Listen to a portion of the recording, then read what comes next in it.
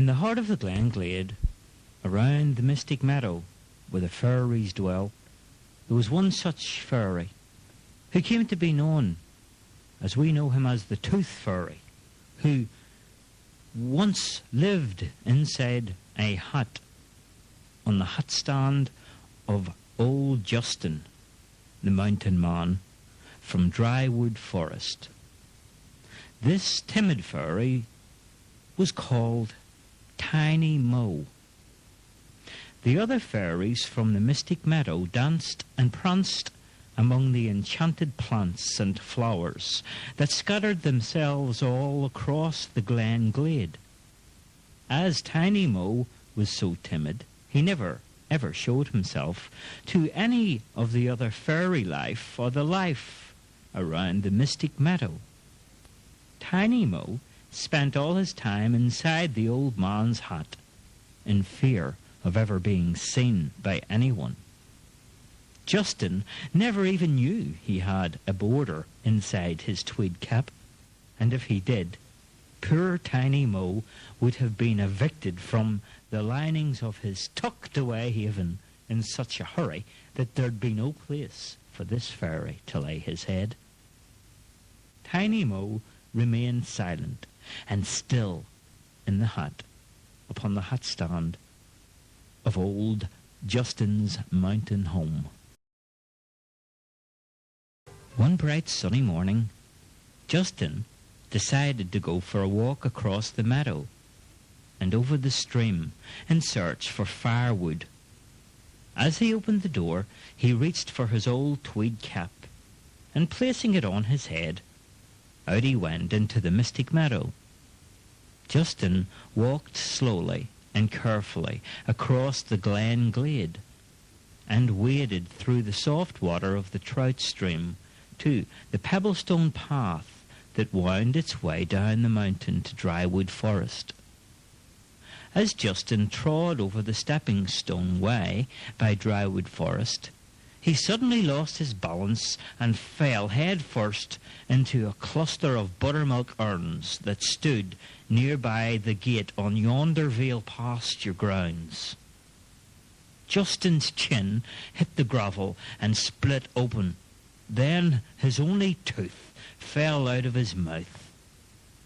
Off came the tweed cap, and out fell Tiny Mo, the fairy, who sat there looking up into old Justin's bloody face. Lucky for Tiny Mo, Justin latched on to his cap. Otherwise, the wind would have carried him all the way down the steep pebblestone path into the dense, thick Drywood Forest. Tiny Mo felt very sad for Justin, who sat crying with his only tooth in his wrinkled old hands. Finally, Justin placed the tooth in his pocket and his cap on his baldy bop, and when he returned, he hit the road with a tip-tap of his old worn-out foot and his open boot. And when he returned back to his little home, Justin fell down upon his old feather bed and went into a deep, deep sleep.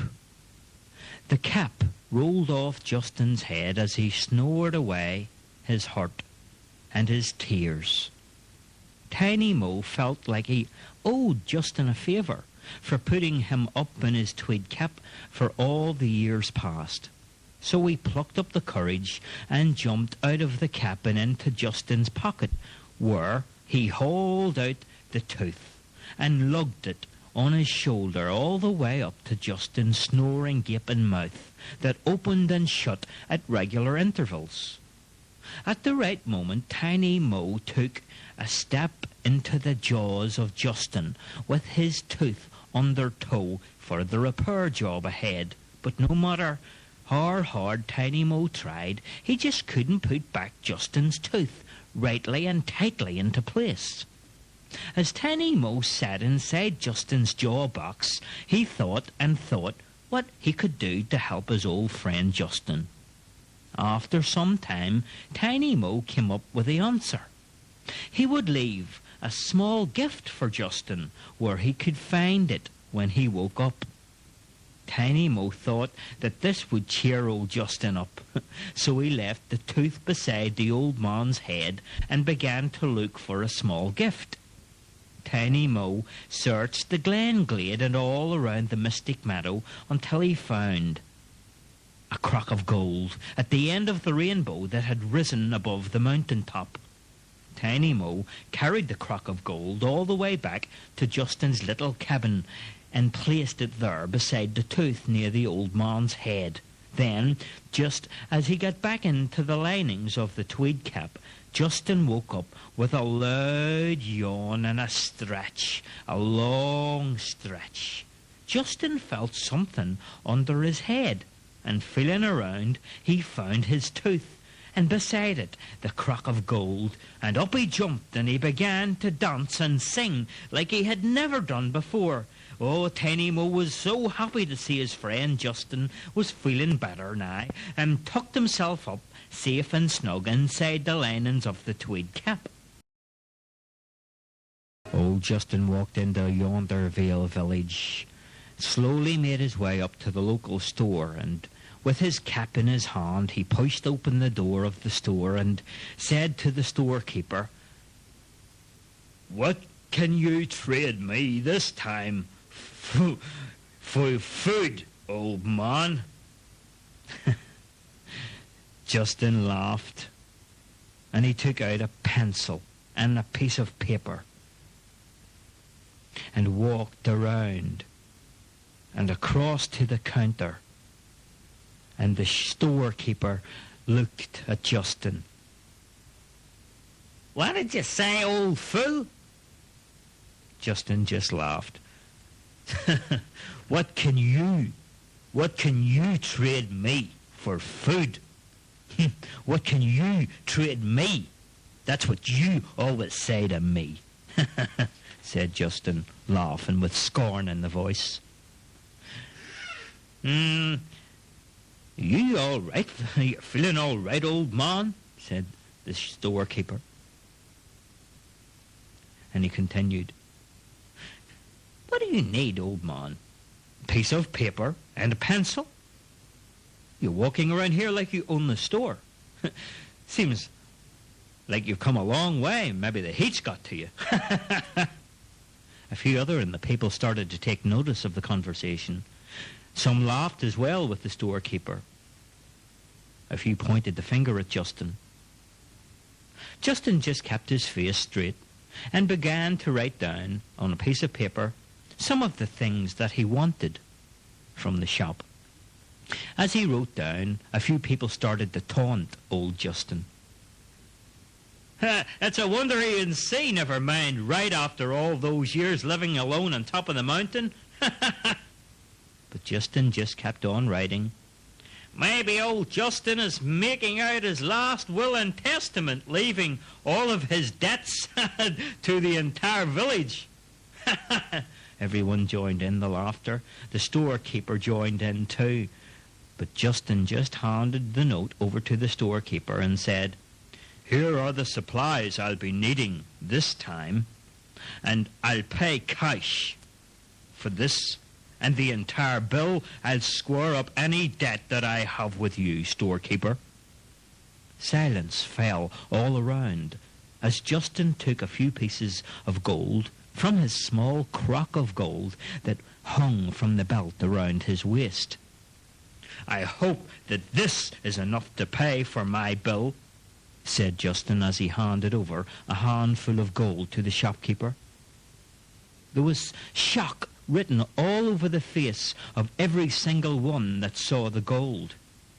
It was hard for some to accept the fact that old Justin was very rich, and they all began to scorn him and said, "I suppose you're going to tell us that the fairies gave you this gold." Justin looked away and placed the tweed cap upon his head. As soon as the cap was on his head, little Tiny Mo whispered into Justin's left ear, "Tell them a fairy gave you a gift because you lost your tooth." Justin could hardly believe his ear. Tiny Mo repeated what he had said, and added, "Take off your cap and place it on the counter along with the crock of gold, and ask anyone here who doesn't believe you to put their money where their mouth is, and you shall cover all their wages. I'm a friend, and please do as I tell you, old man. Don't worry, just do it now." Justin took off his cap and did as the voice in his ear had told him to do.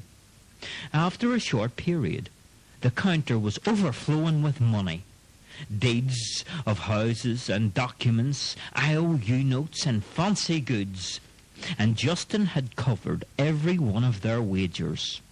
Everything Justin owned was on the line: his crock of gold, his little home in the mountain, and all of his last worldly belongings. All the village had gathered in the store by now to see the proof of the tooth fairy that supposedly came from Mystic Meadow.